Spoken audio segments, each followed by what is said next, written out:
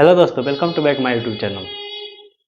आज फिर से बीकॉम थर्ड ईयर का कॉस्ट अकाउंट का एक नए टॉपिक से हम स्टार्ट करने वाले हैं। कैसे? नए टॉपिक से। वो आपका टॉपिक क्या कहता है? एकल अथवा इकाई अथवा उत्पादन लागत लेखांकन। इकाई अथवा लागत लेखांकन क्या है, सबसे पहले इसको आप जानेंगे। तो इकाई अथवा लागत लेखांकन यह एक ऐसी विधि है जिसके माध्यम से या जिसके अंतर्गत हम अधिक से अधिक वस्तुओं, एक ही प्रकार के, एक ही समान के, एक ही आकार के वस्तुओं का निर्माण करते हुए उन वस्तुओं का लागत, कुल लागत तथा प्रति इकाई लागत ज्ञात करना ही इकाई अथवा उत्पादन लागत का लेखांकन है। क्या है? इकाई अथवा उत्पादन लागत का लेखांकन है। समझ रहे हैं? अब देखिए, इसके बारे में आप इस तरह से भली भांति समझ सकते हैं कि इस टॉपिक के अंतर्गत जितने भी वस्तुओं का निर्माण किया जाता है वो सभी एक ही प्रकार के होते हैं, एक ही आकार के होते हैं और एक ही समान होते हैं, चाहे वस्तु का कितना हो भी निर्माण किया गया हो। और सबसे बड़ी बात, इस चैप्टर के अंतर्गत आपको टोटल कॉस्ट यानी कि सभी प्रकार के लागत, सभी लागत एवं प्रति इकाई लागत को हमें ज्ञात करना है। क्या ज्ञात करना है? प्रति इकाई लागत और टोटल लागत, टोटल कॉस्ट यानी कि ऑल लागत। उसके निकालने के लिए, ये तो उसका बेसिक और थोड़ा समझ गए आप लोग। अब उसके निकालने के लिए हम उसके पहुंचेंगे विशेषता पर, जो विशेषता भी है और इस चैप्टर के अंतर्गत आता भी है, जिसके माध्यम से हम जानेंगे कि किस प्रकार से वस्तुओं का निर्मित करना है और किस तरह से उसका पूरा यानी कि टोटल कुल कॉस्ट, कुल लागत कैसे ज्ञात करना है और प्रति इकाई लागत कैसे ज्ञात करना है। तो सबसे पहले हम चलते हैं इसके विशेषता पर। विशेषता कहता है दोस्तों, उत्पादन बड़ी मात्रा में होती है। इस विधि के अंतर्गत, किस विधि के अंतर्गत? इकाई अथवा उत्पादन लागत लेखांकन के अंतर्गत जो इसकी उत्पादन होती है वो बहुत बड़ी मात्रा में होती है। कितने मात्रा में होती है? बहुत बड़ी मात्रा में। और दूसरा इसका पॉइंट कह रहा है, उत्पादन की इकाई एक ही किस्म एवं आकार के होने चाहिए। इस विधि के अंतर्गत यदि बहुत बड़ी मात्रा में आप वस्तु का उत्पादन कर रहे हैं तो उत्पादन कीजिए, लेकिन उसके प्रति इकाई वस्तु जो है एक ही किस्म का, एक ही प्रकार का और एक ही आकार का होना चाहिए। एक ही आकार का होना चाहिए। समझ में आ रहा है? अब देखिए, तीसरा हमारा पॉइंट क्या कर रहा है, ध्यान दीजिए। यहाँ बोर्ड पर हम लिख भी दिए हैं कि आपको किसी प्रकार का डाउट हो तो आप देख सकते हैं। ठीक है? अब देखिए, तीसरा पॉइंट कर रहा है, उत्पादन कार्य निरंतर चलते रहता है। इसमें जो कार्य होता है चलते रहता है। जैसे हमने ईंट का एक एग्जाम्पल लेते हैं। मान लीजिए यहाँ पे हम ईंट एक बना रहे हैं, तो आप घर बनाते समय या कहीं जाते समय देखे होंगे, ईंट जो बनता है, आप 1000 ईंटा मंगाइए, एक टाली मंगाइए, एक ट्रक भी ईंटा मंगाइए, लेकिन ईंट सभी क्या होते हैं? एक ही प्रकार के होते हैं। ठीक है?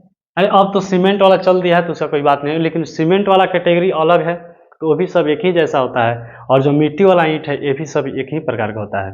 तो इस तरह से देखिए, ईंट का जो कार्य है ये हमेशा क्या होता है? चलते रहता है, निरंतर चलते रहता है। बिना ईंट का मकान बना पाइएगा? नहीं। अगर घर के बाहर बॉर्डरिंग करानी हो तो क्या ईंट की जरूरत पड़ेगी ना? ईंट की जरूरत पड़ेगी। तो ईंट जो ऐसा है प्रोडक्ट है जिसका हमेशा उत्पादन। तो अब इसके साथ साथ आपको इस टॉपिक चैप्टर में पढ़ना है कोयला का भी। ठीक है? कोयला का भी देखिए, कोयला भी क्या है? एक प्रकार का ऐसा ईंधन है ये कि इस कोयला को कितना हो निकालिए वो काला ही रहेगा, एक किस्म का है और आकार उसका छोटा बड़ा होता है, लेकिन कोयले में ही रहता है। ठीक है? अब देखिए आगे हम इसके बारे में छोड़िए, वीडियो बहुत लंबा हो जाएगा। वीडियो शॉर्ट बनाने के लिए हम थोड़ा सा बहुत कम पॉइंट डाले हुए हैं। अगला पॉइंट देखिए, उत्पादन की कुल लागत तथा प्रति इकाई लागत ज्ञात करना। अभी हमने जो ऐसे अर्थ समझा रहा था आपको, उसमें बताया कि उत्पादन की कुल लागत तथा प्रति इकाई लागत ज्ञात करना ही इस विधि के अंतर्गत आता है। किसके? इकाई अथवा उत्पादन लागत लेखांकन विधि के अंतर्गत आती है। क्या? उत्पादन की कुल लागत तथा प्रति इकाई लागत। तो ये विशेषता में भी आप इसको शामिल कर सकते हैं। अब दोस्तों हमारा अगला टॉपिक आता है, इसमें अगला जो पॉइंट आता है वो आता है लागत के तत्व। तो लागत का तत्व हमने बेसिक रूप से पिछले वीडियो में बता चुका है आप लोगों को। यदि आप लोग नहीं जानते हैं तो कोई बात नहीं है, घबराने की बात नहीं है। डिस्क्रिप्शन में लिंक है, उसमें जाकर देख लीजिए। नहीं देखिएगा तो भी कोई बात नहीं है, क्योंकि इसमें हम आप लोगों को लागत के तत्व बताने वाले हैं। तो देखिए, अगला पॉइंट हमारा आता है लागत का तत्व। यहाँ पर दिख रहा है आप लोगों को, लागत का तत्व। ये जो लागत का तत्व है इस पे ध्यान दीजिएगा। लागत के तत्व तीन प्रकार के होते हैं। इसमें और भी आगे चल के डिवाइड किया गया है, फिर फिलहाल हम तीन प्रकार का आपको बताए हुए हैं और इसके फिर से एक बार व्याख्या कर दे रहे हैं। सबसे पहला होता है सामग्री। क्या होता है? सामग्री। ये क्या होता है? पहला और सबसे महत्वपूर्ण क्या तत्व है जो उत्पादन लागत का या लागत का सबसे बड़ा क्या बोला जाता है इसको? एक पावदान है। सबसे बड़ा, यदि सामग्री नहीं है तो लागत की कोई भी क्रिया आगे नहीं की जा सकती है। सबसे पहले क्या है? लागत यानी कि सामग्री, सामग्री यानी मटेरियल। इसका दूसरा जो पॉइंट है श्रम यानी लेबर। सामग्री ये एक ऐसे पहलू हैं, जैसे सामग्री बिना लागत नहीं लगाया जा सकता, लागत की व्यवस्था नहीं की जा सकती, उसका पूरा लागत नहीं निकाला जा सकता है। उसी प्रकार मटेरियल, लेबर के बिना मटेरियल को एक नए रूप का निर्माण नहीं दिया जा सकता है बिना लेबर के। अब मटेरियल, कच्चा मटेरियल रखे हुए हैं तो उसको एक पका हुआ रूप देने के लिए, एक स्पष्ट रूप देने के लिए लेबर की बहुत ज़्यादा ज़रूरत है। जैसे कि आप ईंटा देखिए, ईंट में सबसे पहले मिट्टी होती है, तो मिट्टी तो रॉ मटेरियल हो गया हमारा, लेकिन इस मिट्टी को सांचे में ढालकर ईंट बनाने के लिए हमें लेबरों की ज़रूरत पड़ती है। किसकी? लेबर की ज़रूरत पड़ती है, यानी कामगारों की मदद लेनी पड़ती है। तो ये जो इसमें जो कामगार आएंगे, जो आदमी इसमें काम करेंगे, जो लेबर काम करेंगे, वो इस लेबर कैटेगरी में आएंगे।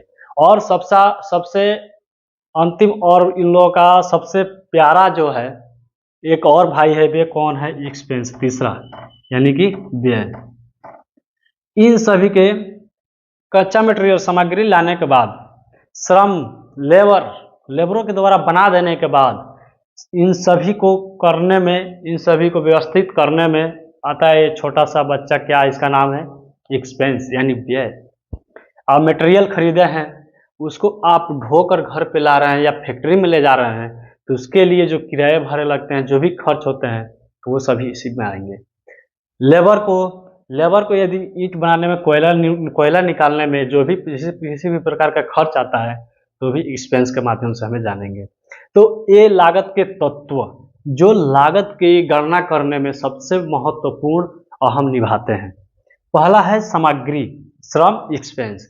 ये तीनों ऐसे पहलू हैं जिनके बिना लागत के टोटल कॉस्ट यानी कि कुल लागत हमें ज्ञात करना या प्रति इकाई लागत ज्ञात करना नामुमकिन के बराबर हो जाता है।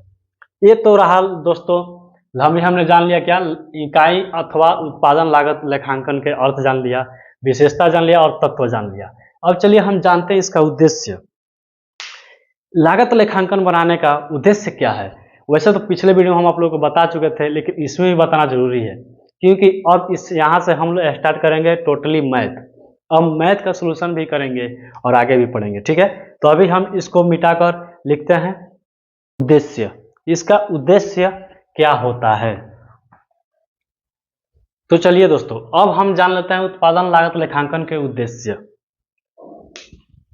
सभी देखिए, हमारे आसपास जितने भी घटनाएं होते हैं या जितने भी हम किसी काम को करते हैं, कोई भी कार्य हो, चाहे खाना से बनाने से लेकर जीवन के प्रत्येक कार्य, जो भी हम कार्य करते हैं, जो भी कुछ करते हैं, उस सबका कोई ना कोई उद्देश्य जरूर होता है। क्या होता है? उद्देश्य। कोई ना कोई उद्देश्य जरूर होता है। उसी प्रकार उत्पादन लागत लेखांकन के उद्देश्य भी हैं। तो इनके उद्देश्य को ध्यान से देखिएगा। जैसे कि हमने अर्थ बताया था, उसी के आधार पर आपको विशेषता बता दी, उसी विशेषता के आधार पर हम आपको उसका उद्देश्य बताएंगे। वैसे भी उद्देश्य बिल्कुल स्पष्ट दिखता है, जो इस प्रकार है, जिसको हम बेसिक से समझते हैं। इसका पहला जो है दोस्तों, वो क्या कहता है? उत्पादन का कुल लागत ज्ञात करना। कि उत्पादन लागत लेखांकन के उद्देश्य क्या कहता है कि पहला उसका उद्देश्य और प्रथम उद्देश्य क्या होता है? उत्पादन का कुल लागत ज्ञात करना। उत्पादन में कितना लागत आपने लगाया है, उसके पूरे मूल्य को ज्ञात करना, ठीक है? उसके बाद से दूसरा नंबर पॉइंट हमने उसी में बना दिया है। आप चाहते हैं तो उत्पादन लागत कुल लागत के साथ प्रति इकाई लागत आप जोड़ सकते थे, लेकिन हमने अलग कर दिया है कि उत्पादन की प्रति इकाई लागत ज्ञात करना। इनकी इसका दूसरा उद्देश्य आप बना सकते हैं। उत्पादन लागत लेखांकन के उद्देश्य का दूसरा जो पॉइंट है वो क्या कहता है, उत्पादन की प्रति इकाई लागत ज्ञात करना। उत्पादन को तो कुल लागत तो हमने ज्ञात कर लेंगे, हमने ज्ञात कर लिया, लेकिन प्रति इकाई तो भी लागत हमें ज्ञात करनी होगी ना, कि एक एक इकाई में कितना लागत लग रहा है। ठीक है, अब देखिए तीसरा पॉइंट बनाता है, प्राकृतिक आधार पर व्ययों का विश्लेषण व वर्गीकरण करना। क्या होता है, प्रकृति के आधार पर व्ययों का विश्लेषण व वर्गीकरण करना, यानी कि जिस जिस कैटेगरी में या जिस जिस प्रकार के आपसे व्यय होते जाते हैं, व्यय आप करते हैं, एक्सपेंस आप करते हैं, खर्च कर रहे हैं, तो वो कौन कौन से कैटेगरी में जाएंगे, किस किस श्रेणी में जाएंगे, उसको अलग अलग वर्गीकरण करके दिखाना है। जैसे कि हम निकालते थे प्राइम कॉस्ट, तो प्राइम कॉस्ट में हमने क्या डालता था कि डायरेक्ट एक्सपेंस जोड़ते थे, तो डायरेक्ट एक्सपेंस वो होता है, और ओवरहेड भी एक तरह का एक्सपेंस ही है। डायरेक्ट एक्सपेंस एक्सपेंस है, इनडायरेक्ट एक्सपेंस भी एक्सपेंस है, और ओवरहेड भी एक तरह से एक्सपेंस है। तो इन सभी एक्सपेंस को अलग अलग कैटेगरी में जिस तरह से बांटा गया है, उसी तरह से अलग अलग कैटेगरी में बांटकर इसका व्याख्या करना। ठीक है, तीसरा नंबर समझिए। चौथा नंबर देखिए, व्यय के प्रत्येक वर्गीकरण का कुल लागत के साथ संबंध बताना।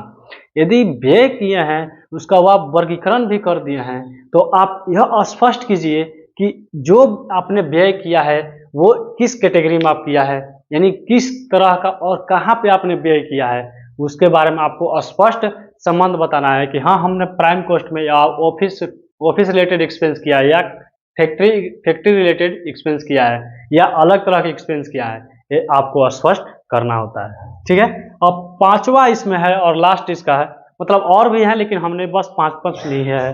तो निविदा मूल्य व विक्रय मूल्य का निर्धारण करना, समझ रहे हैं, यानी कि हमने इतना तो क्या किया, कॉस्ट लगा दिया, यानी लागत लगा दिया, उसके बाद हम एक मूल्य तय करेंगे जिसमें कितना हमें मूल्य पर बेचेंगे, कितना हमें प्रॉफिट मिलेगा, और प्रॉफिट लेकर कि हम विक्रय मूल्य कितना निर्धारित करें।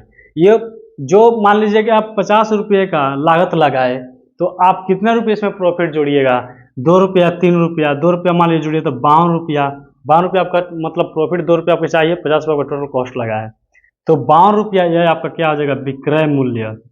यानी कि आप निर्धारित कर रहे हैं कि हम 52 रुपये में बेचेंगे, तो हमारा 50 रुपया कॉस्ट है वो निकल जाएगा, और 2 रुपया हमारे क्या है, प्रॉफिट है, तो यानी हमारा टोटल कितना, 52 रुपया में हम सेलिंग करेंगे, तो हमारा प्रॉफिट भी निकल जाएगा और कॉस्ट भी निकल जाएगा। ठीक है, अब एक तो बात समझ गए। अब इसके बाद से हम चलिए समझ लेते हैं परसेंटेज, यानी कौन सा परसेंट, यानी कि वो परसेंट जो हमें क्वेश्चन में निकालने के लिए कहेगा कि आपको प्राइम कॉस्ट पे निकालना है, फैक्ट्री पे निकालना है, या ऑफिस पे निकालना है, तो उन सभी प्रतिशत को किस प्रकार हम निकालेंगे उसको इसके बाद हम समझते हैं। सबसे पहले इसको हम मिटाते हैं, और मिटाने के बाद हम उसको एक ही भाषा में समझा देंगे। वैसे तो देखिए हर चीज, हर प्रतिशत का अलग अलग फॉर्मूला दिया है, तो उस तरह से नहीं होगा, हम एक फार्मूला लिखेंगे और आपको एक ट्रिक बताएंगे जिसके माध्यम से आप सभी प्रतिशत दरें आप निकाल सकते हैं। ठीक है, तो अभी इसके लिए मिटाते हैं। चलिए दोस्तों, तो अब हम जान लेते हैं प्रतिशत दरें। तो प्रतिशत दरें में ध्यान दीजिएगा, पहला नंबर और पहला पॉइंट, पहले पॉइंट समझाते हैं, उसके बाद हम आपको ट्रिक बता देंगे, आप आसानी से उसको बना लीजिएगा। ठीक है, पहला पॉइंट देखिए क्या कह रहा है, एक नंबर, मजदूरी के साथ कारखाना ओवरहेड, यानी ऊपरी व्यय लागत का प्रतिशत हमें निकालना होगा। किसके, मजदूरी के साथ कारखाना ऊपरी व्यय लागत का प्रतिशत। दूसरा नंबर, कारखाना लागत के साथ कार्यालय ऊपरी व्यय लागत प्रतिशत ज्ञात करना है। ठीक है, इसका कारखाना लागत के साथ ऊपरी व्यय मतलब कार्यालय ऊपरी व्यय का लागत प्रतिशत। तीसरा नंबर कह रहा है कि मूल लागत का कुल लागत के साथ प्रतिशत, लागत यहाँ भूल गए हम, छोड़ दिए हैं, यहाँ पे क्या लिख लीजिएगा, कुल लागत। ठीक है, कुल लागत के साथ प्रतिशत। चौथा नंबर कह रहा है कि, जैसे बता दे रहे हैं, इधर से तो स्पष्ट दिखेगा नहीं, ठीक है दिख रहा है, चलिए कोई बात नहीं। देखिए क्या कह रहा है चौथा नंबर, कारखाना ऊपरी व्यय का कुल लागत के साथ प्रतिशत।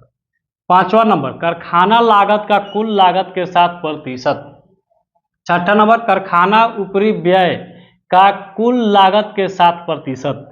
सातवां नंबर कह रहा है उत्पादन लागत का कुल लागत के साथ प्रतिशत, लाभ का बिक्री के साथ प्रतिशत, और लाभ का कुल लागत के साथ प्रतिशत, और अंतिम क्या कर रहा है, मजदूरी का सामग्री के साथ प्रतिशत। इन सभी प्रतिशतों को निकालने के लिए सबसे आसान और सबसे सहज हम आपको ट्रिक बताने वाले हैं। क्या बताने वाले हैं? ट्रिक। सबसे पहले आप इसको देख लीजिए, समझ लीजिए, इन सभी को समझ लीजिए। आप इसको समझ लिए हैं?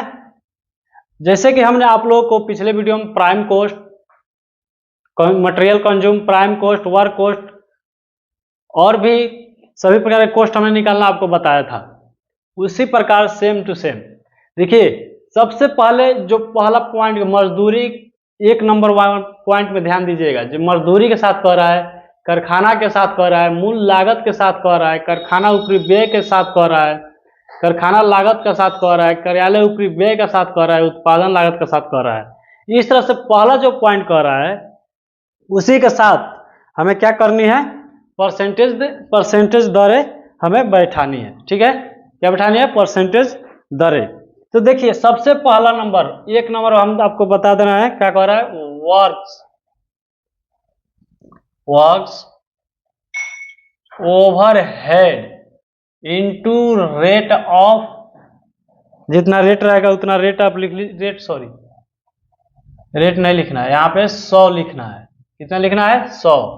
और बट्टे में किसके साथ कह रहा है? मजदूरी के साथ। क्या कह रहा है? मजदूरी के साथ। यहाँ पे क्या हो जाएगा? वेगेज। यानी कि जैसे कहेगा मजदूरी के साथ कारखाना ओवरहेड यानी ऊपरी व्यय लागत का प्रतिशत, तो works overhead into 100 by wages से हम परसेंटेज निकालेंगे। क्या समझे? कि जिसके साथ कहे मजदूरी के साथ उसको बट्टे में लाना है, और जिसका परसेंटेज मांगे उसको ऊपर ले जाके 100 से गुना कर देना है। समझ में आया? जिसके साथ कह रहा है, मान ली मजदूरी के साथ कह रहा है, किसका निकालने कह रहा है? कारखाना का निकालने कह रहा है ना, कारखाना ऊपरी व्यय का निकालने कह रहा है। तो कारखाना ओवरहेड यानी कि वर्क्स ओवरहेड को ऊपर लिखेंगे और गुणने से 100 गुना कर देंगे, गुणने 100 कर देंगे। और बाटा में जैसे बात आता है, तो बाटा में किसके साथ कह रहा है? मजदूरी के साथ कह रहा है, तो मजदूरी डाल देंगे। सेम उसी प्रकार क्या कर रहा है? मूल लागत का कुल लागत के साथ प्रतिशत, मूल लागत या कुल लागत के साथ क्या करना है? हमें प्रतिशत निकालना है ना। सॉरी, दूसरा नंबर क्या है? कारखाना लागत के साथ कार्यालय ऊपरी व्यय का लागत। क्या कह रहा है? कारखाना लागत के साथ कार्यालय ऊपरी व्यय का लागत। तो जैसे हमने आप लोगों को बताया था, कारखाना, जैसे कारखाना लागत के साथ कार्यालय ऊपरी व्यय के लागत प्रतिशत निकालना है, तो क्या है? देखिए, कार्यालय ऊपरी व्यय लागत यहाँ पे है, दिया है, कार्यालय ऊपरी व्यय लागत पॉइंट दिया है। तो हमें क्या करना है? ऑफिस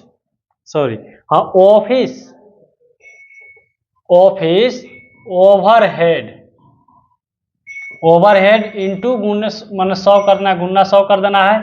और बटे में किसके साथ कर रहा है? तो कारखाना लागत के साथ कर रहा है। कारखाना लागत क्या होता है? Works cost. क्या होता है? वर्क्स कॉस्ट हो गया। समझ में आ रहा है? जिसके साथ कहे, देखिए जैसे मूल लागत का कुल लागत के साथ कर रहा है ना, तो मूल लागत हमारा क्या होता है? मूल लागत क्या होता है? प्राइम कॉस्ट होता है ना। और कुल लागत कितना दिया? टोटल, मतलब टोटल कॉस्ट। तो हमें क्या करना है? ये जो टोटल कॉस्ट हैं इन्हें क्या करेंगे? टोटल कॉस्ट को नीचे करेंगे, क्योंकि किसके साथ कर रहा है? किसी, देखिए यहाँ सबसे बात ये जरूरी है ना आपको समझने के लिए कि किसके साथ कह रहा है। जिसके साथ कह रहा है उसको नीचे करेंगे, और जिसको निकालने को बोल रहा है उसको ऊपर करेंगे, और उससे गुने 100 कर देंगे। समझ में आ रहा है? तो देखिए, मूल लागत का कुल लागत के साथ कह रहा है, मूल लागत का कुल लागत के साथ, यानी कि यहाँ पे क्या होगा? प्राइम कॉस्ट इंटू 100 और बाई कितना होगा? टोटल कॉस्ट होगा। कितना होगा? Total cost. प्राइम कॉस्ट और गुने 100 कर देंगे, 100 से गुना कर देंगे, और बाटा में टोटल कॉस्ट को हम लेंगे, क्योंकि मूल लागत का कुल लागत के साथ बोल रहा है। किसके साथ? कुल लागत के साथ बोल रहा है। देखिए, कारखाना ऊपरी व्यय का कुल लागत के साथ प्रतिशत ज्ञात करना है। कारखाना ऊपरी व्यय का कुल लागत के साथ प्रतिशत ज्ञात करना है। ये 2 रहा, 3 रहा। समझ में आ रहा है? अब चौथा देखिए, चौथा हम आपको बता रहे हैं किसके साथ कह रहा है दोस्तों, यहाँ पर ध्यान दीजिए। कारखाना ऊपरी व्यय का कुल लागत के साथ, कारखाना ऊपरी व्यय का ना पूछ रहा है, किसका पूछ रहा है? कारखाना ऊपरी व्यय का। तो कारखाना ऊपरी व्यय क्या लिखेंगे? Factory overhead. Factory overhead. ऐसे कितना गुना करेंगे? 100 गुना। और भागा कितना करेंगे? भागा कितना करेंगे? यहाँ पे देखिए कुल लागत यानी टोटल कॉस्ट करेंगे। टोटल कॉस्ट समझ में आ रहा है? जिसके साथ बोलेगा, जैसे कारखाना का बोले, जिसका मतलब का निकालने के लिए कहेगा, किसका प्रतिशत कहेगा निकालने के लिए, उसको ऊपर गुने 100 कर देंगे, और जिसके साथ रहेगा उसको बाटा नीचे कर देंगे, यानी बाटा कर देंगे जो दिया रहेगा। एग्जाम्पल के तौर पर आप समझ गए। अब पूरा पूरा लिखेंगे तो वीडियो बहुत लंबा हो जाएगा और बड़ा हो जाएगा।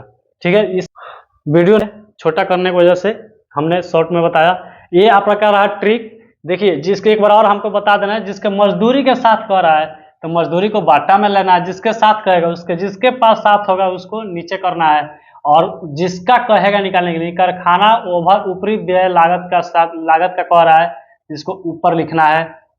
यानी कि ये जो ऊपर वाला क्या कहा जाता है, इसको अंश कहा जाता है और नीचे वाले को हर कहा जाता है। तो जिसका निकालने कहेगा उसको अंश के रूप में लिखना है, और जिसके साथ कहेगा उसको हर के रूप में लिखना है, और गुने 100 कर देना है। आपका क्या निकल जाएगा? प्रतिशत दर निकल जाएगा। समझ में आ रहा है? अब चलिए, आज के लिए इतना ही रहेगा। अगला वीडियो हम आपको लेकर आएंगे सोल्यूशन, जिसमें सबसे पहले जो हमने फॉर्मूला बताया था, पिछले वीडियो में सूत्र बताया था, प्राइम कॉस्ट निकालना, material consume, prime cost, work cost, ये सब निकालना हम आपको बताए थे। उसी के आधार पर हम अभी कल सीखेंगे क्वेश्चन को सोल्यूशन करना हम सीखेंगे अगले वीडियो में। अभी के लिए इतना ही रहेगा। चलिए मिलते हैं अगले वीडियो में। ओके। और हाँ, वीडियो को अधिक से अधिक शेयर कीजिए और सब्सक्राइब भी कीजिए यार, थोड़ा दूर दूर तक शेयर भी कीजिए। ठीक है, चलिए मिलते हैं अगले वीडियो में।